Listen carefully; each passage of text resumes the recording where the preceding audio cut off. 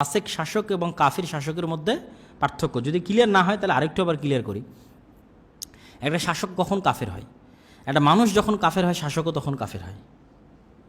একটা মানুষ কুফরি করলে তাকে আপনি কাফের ফতোয়া দিতে পারেন না। কুফরি করলেই তাকে কি দিতে পারেন না? কাফের ফতোয়া দিতে পারেন না।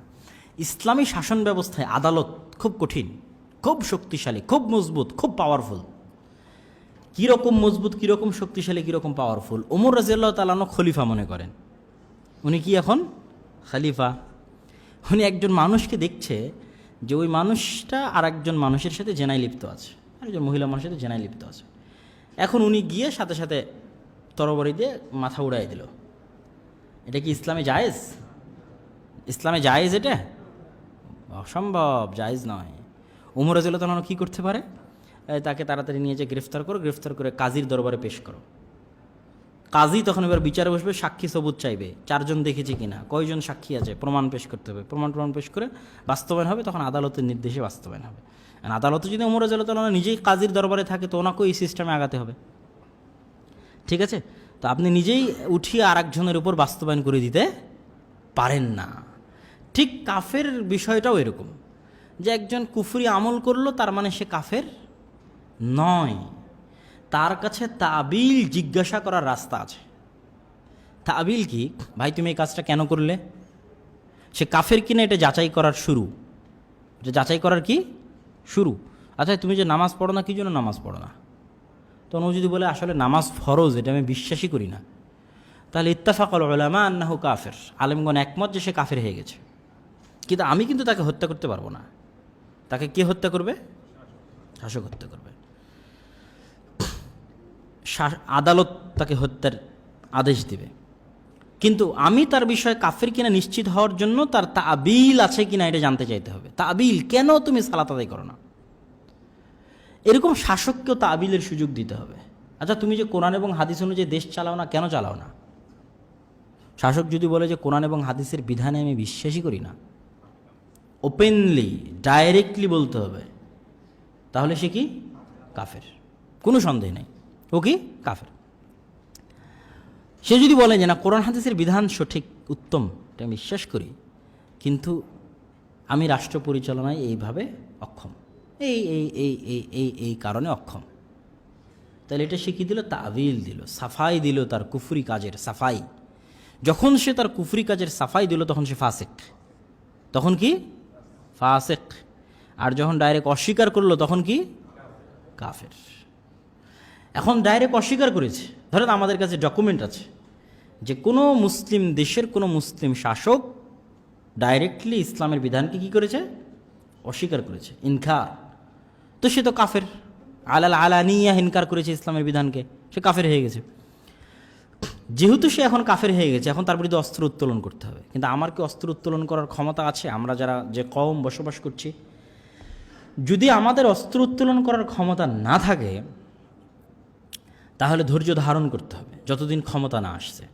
আচ্ছা কী জন্য, কেন আমার ওপর এটা ফরজ হচ্ছে না যে আমি তার ওপর অস্ত্র উত্তোলন করে তার বিরুদ্ধে বিদ্রোহ করব? এই জন্য যে ইসলামে তার বিরুদ্ধে বিদ্রোহ করা যতটা জরুরি কাজ, তার চেয়ে বেশি জরুরি কাজ কেন্দ্রীয় শাসন ব্যবস্থার অধীনে থাকা। তার চেয়ে বেশি জরুরি কাজ আমান এবং সালামাহ বজায় রাখা, তার চেয়ে বড় ফরজ। সর্বোচ্চ ফরজ হচ্ছে 1 সেকেন্ডের জন্য কেউ কেন্দ্রীয় শাসন ব্যবস্থার বাইরে থাকতে পারবে না। 1 সেকেন্ডের জন্য কোনো মুসলমান, ও হচ্ছে মাতা মাইতাতান জাহিলিয়া। যে কোনো কেন্দ্রীয় শাসন ব্যবস্থার বাইরে মারা গেল, মাইতাতান জাহিলিয়া। আর 2 নম্বর কি? আমান এবং সালামা হচ্ছে সবার উপরে নিরাপত্তা। এখন আজকে আমাদের দেশে যে সরকার আছে, 1 সেকেন্ডের জন্য মনে করেন নাই সরকার ব্যবস্থা, তাহলে আপনার এই যে বিশাল যে সুনামগঞ্জে সিলেটের যে বন্যা, একটা বাড়িও মনে হয় ডাকাতি থেকে খালি থাকতো না। হ্যাঁ, খালি থাকতো? আর কোনো বাড়িতে মনে হয় কোনো মা বোনের ইজ্জত হেফাজত হতো না। হ্যাঁ, কিন্তু জালেম হলেও, ফাসেক হলেও, একটা শাসন ব্যবস্থা থাকার কারণে, হ্যাঁ তারা পার্সোনালি কারোর উপর জুলুম করতেছে, পার্শিয়ালি কোনো ব্যক্তি কোনো গোষ্ঠীর উপর জুলুম করতেছে, কিন্তু আলটিমেটলি টোটাল দেশে সর্বনিম্ন পর্যায়ের হলো একটা নিরাপত্তা এবং শান্তি বজায় আছে। এই নিরাপত্তা, এই শান্তির মূল্য তার বিরুদ্ধে বিদ্রোহ করার চেয়ে ইসলামে বেশি, এবং এটা বেশি বড় ফরজ। এটা বজায় রাখা হচ্ছে বেশি বড় ফরজ ওটের চাইতে। হ্যাঁ, সিরিয়ার উদাহরণ আমি সবসময় দিই, লিবিয়ার উদাহরণ দিই, যে লিবিয়ার মুআম্মার আল গাদ্দাফির বিরুদ্ধে তারা বিদ্রোহ করে, বাশার আল আসাদের বিরুদ্ধে বিদ্রোহ করে, তারপরে ইয়েমেনে বিদ্রোহ করে, ইরাকে করে, তাদের কি অবস্থা আছে, কি বেহাল দশা। গোটা ইরাক, সিরিয়া, তারপরে হচ্ছে লিবিয়া, ইয়ামান ধ্বংস হয়ে গেছে। কোনো নিরাপত্তা নাই, আমন আমান নাই, সালামা নাই, কিচ্ছু নাই। এই জন্য ইসলামের কেন্দ্রীয় শাসন ব্যবস্থা থাকতে হবে। এক সেকেন্ডের জন্য আপনি ধরেন আজকে এখানে সিটি মেয়র নাই, বাংলাদেশের শাসন ব্যবস্থা নাই, আমাদের এই সকল মুসলমানের ফরজ হচ্ছে অতি দ্রুত, যত দ্রুত সম্ভব একজনকে নেতা ঘোষণা করে তার আনুগত্য করা। না হলে আপনি একটা ফরজ হুকুমকে লঙ্ঘন করছেন। কোনো শাসক আপনার মাথার উপর না, এটা অনেক বড় ফরজ হুকুমকে আপনি লঙ্ঘন করছেন। হ্যাঁ, তো এই জায়গায় আরও একটা জিনিস, সেটা হচ্ছে যে হয়তো কেউ খারিজি হয়ে জোরপূর্বক ক্ষমতা দখল করছে, তখনও ইসলামের নিয়ম যে জোরপূর্বক ক্ষমতা দখল করেছে আপনি তার আনুগত্য করেন। যে খারিজি হয়েছে ওর হিসাবও দিবে। এই কথাটা বুঝাতে আর একটু সময় লাগবে। যেমন আব্বাসীয়রা কিন্তু উমাইয়াদের বিরুদ্ধে বিদ্রোহ করে ক্ষমতায় আসছে। এরকম বংশ পরম্পরায় বিভিন্ন শাসন ব্যবস্থা একজন আরেকজনের বিরুদ্ধে বিদ্রোহ করেছে, জোর করে ক্ষমতা দখল করেছে। এটা হয়েছে বাংলাদেশও, কত ক্ষমতার পালাবদল এরকম বিদ্রোহের মাধ্যমে হয়েছে, অসংখ্য পালাবদল বিদ্রোহের মাধ্যমে হয়েছে। আর আপনি যদি বিদ্রোহ করতে চান সেটা আপনার ব্যাপার। ইসলাম আপনাকে ফতোয়া এটা দিবে যে আপনি যেটা করছেন এটা খারিজিয়াত, এটা গুনাহের কাজ করছেন। রক্তপাত, প্রত্যেকটা রক্তপাতের হিসাব কিয়ামতের মাঠে আপনাকে দিতে হবে, ঠিক আছে না? কিন্তু আপনি এই গুনাহ করার পরে আপনি ক্ষমতা দখলে সাকসেসফুল হয়ে গেছেন, তখন আবার ইসলামের হুকুম যে জোরপূর্বক ক্ষমতা দখল করেছে তুমি অরি আনুগত্য করো। কি জন্য? এক সেকেন্ডের জন্য হলো আমন আমান এবং সালামাহ, নিরাপত্তাবিহীন থাকা যাবে না, শাসকবিহীন থাকা যাবে না। যে জোরপূর্বক ক্ষমতা দখল করেছে অরি আনুগত্য করো। এখন যে জোরপূর্বক ক্ষমতা দখল করেছে ওর গুনাহের হিসাব, আর রক্তপাতের হিসাবও আল্লাহর কাছে দিবে। আমি কি বুঝাতে পেরেছি? তাহলে সবচেয়ে গুরুত্বপূর্ণ জিনিস হচ্ছে শাসন ব্যবস্থা বজায় রাখা এবং নিরাপত্তা বজায় রাখা, মুসলমানদের জান এবং মালের হেফাজতের রক্ষা করা। এখন যে বলবে যে না আমার জিম্মেদারি, আমার গুনাহের জিম্মেদারি আমি আল্লাহর কাছে নিব, নিয়ে আমি বিদ্রোহ করব, করে আমি মানুষের জানমাল যা হবে আমি আল্লাহর কাছে হিসাব দেবো, ও দিবে আল্লাহর কাছে হিসাব। আর বিদ্রোহের কারণে লক্ষ লক্ষ মানুষ মারা যাবে, শত শত নারীর ইজ্জতের ধর্ষণ হবে, এগুলোর হিসাব যদি আল্লাহর কাছে দিতে পারে ও দিবে, সেটা তার ব্যাপার।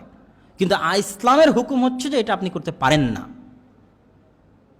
এখন ও এই ধরনের কাজ করে ক্ষমতা দখল করে ফেলেছে, তখন আবার ইসলামের হুকুম হচ্ছে যে অরি আনুগত্য করো। যে জোরপূর্বক ক্ষমতা দখল করেছে অরি আনুগত্য করো। কি জন্য? নিরাপত্তা বজায় রাখতে হবে, আমন আমান বজায় রাখতে হবে, আইন কানুন শাসন ব্যবস্থা বজায় রাখতে হবে। তো এইটাই আর কি। আর একটা শেষ প্রশ্ন। হ্যাঁ বলেন। হ্যাঁ আরেকজন, শুধু আরেকজন, ওই যে উনি যিনি হাত তুলেছিলেন আগে, ওইটাই দিয়ে শেষ।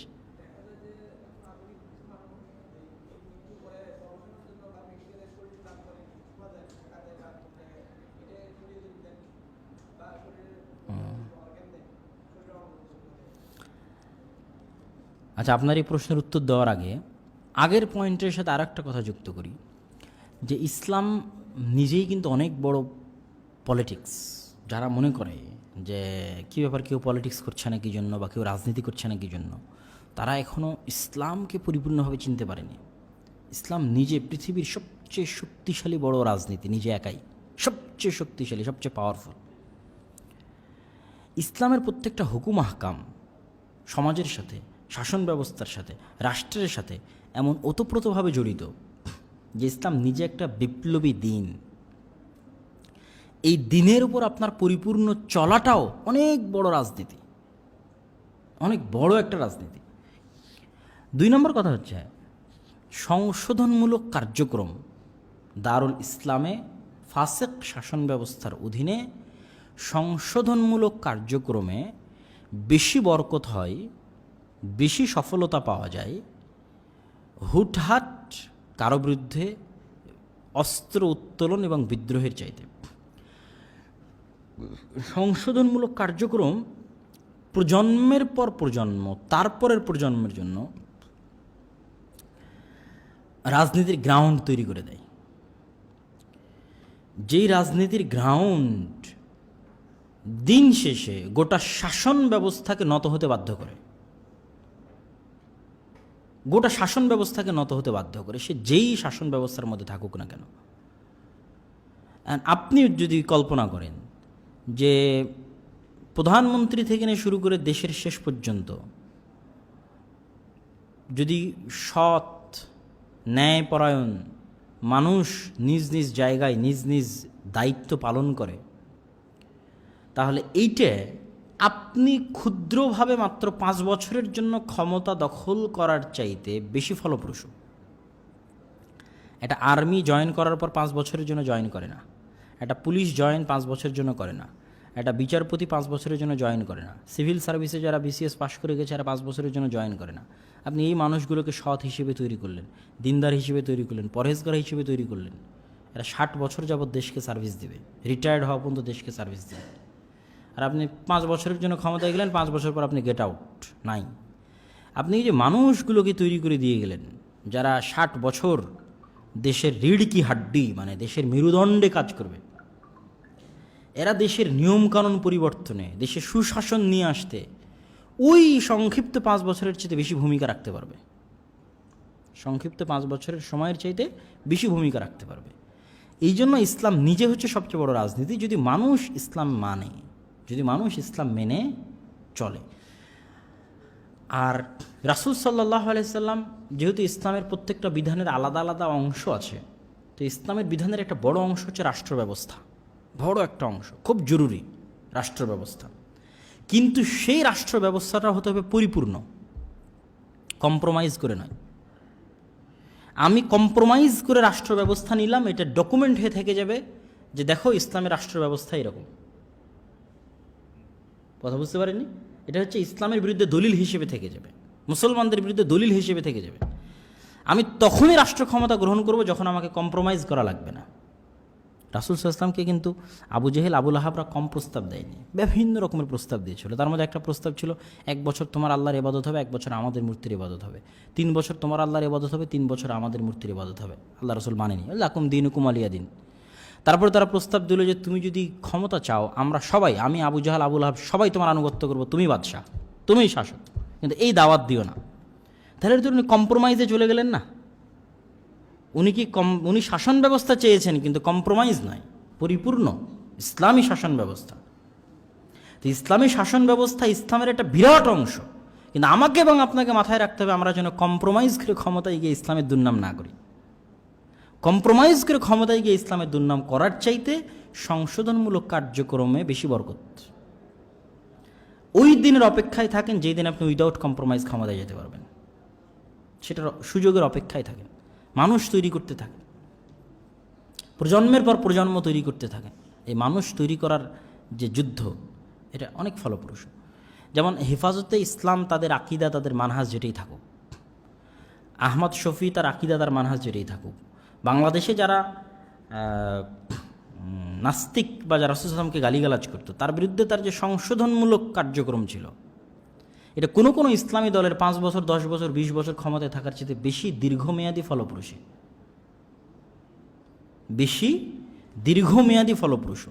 যেটা যে জনসচেতনতা তৈরি হয়েছে মানুষের মধ্যে, মানুষের মধ্যে একটা সচেতনতা তৈরি হয়েছে, রাসূল সাল্লাল্লাহু আলাইহি ওয়াসাল্লামকে গালি দেওয়া যাবে না, রাসূল সাল্লাল্লাহু আলাইহি ওয়াসাল্লামকে গালি দেওয়া অনেক বড় অপরাধ, বা এটা বড় অপরাধ, রাসূল সাল্লাল্লাহু আলাইহি ওয়াসাল্লামকে গালি দিয়ে লেখালেখি করা যাবে না। এটা অনেক বড় একটা গ্রাউন্ড, যে গ্রাউন্ডের শক্তি যে শাসন ব্যবস্থায় আছে, ক্ষমতা যার হাতে তার চেয়ে বেশি শক্তিশালী।